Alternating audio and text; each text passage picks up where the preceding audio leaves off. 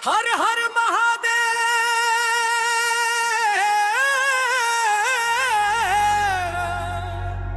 बोल बम बोल बम। सावन के महीना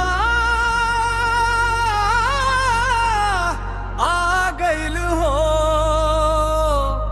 भोलेनाथ के जयकारा लगावल जाव।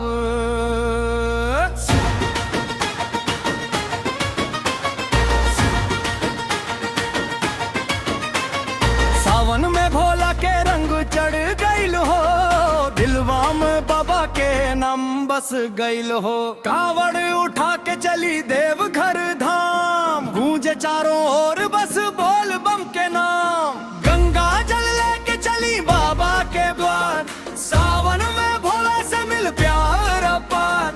मनवा में उमंग तनवा में जोश, बाबा के भक्ति में सबके होश।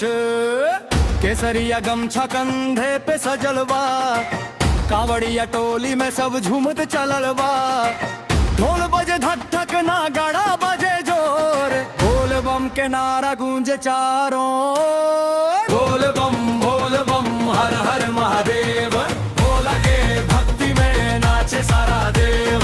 बोल बम देवघर धाम, सावन में गूंजे भोला के नाम।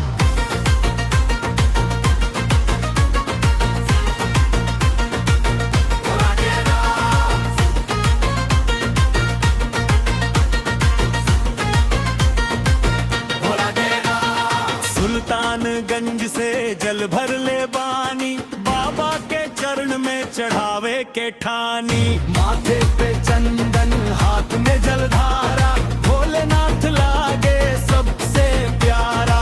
बेल पत्र फूल लेके दरबार में जई बस, मन के हर इच्छा बाबा से कही बस। गांव से शहर तक एक पुकार, भोले बाबा कर सबके उद्धार। थकन न लागे मनवा मगन बा, भोले के भक्ति में सगरी जीवन धाम। भक्ति के रंग में रंगाइल जवानी, बाबा के नामे लिखाइल कहानी। बोल बम हर हर महादेव, भोला के भक्ति में नाचे सारा देव। बोल बम देवघर धाम, सावन में गूंजे भोला के नाम।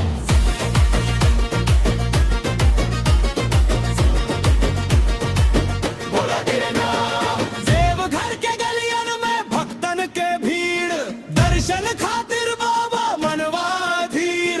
गंगा जल चढ़ा के मांगी आशीर्वाद, बाबा के कृपा से मिट जाव झगड़ा विवाद। सावन के फुहार में भक्ति के बाहर, भोलेनाथ रखी है सबके परिवार। सावन में भोला के रंग चढ़ गइल हो,